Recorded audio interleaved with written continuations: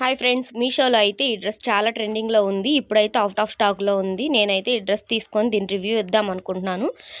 Dress అయితే ఈ కలర్లో ఉంది. చాలా బాగుంది డ్రెస్ చూడడానికి, కానీ క్వాలిటీ చాలా తక్కువగా ఉంది.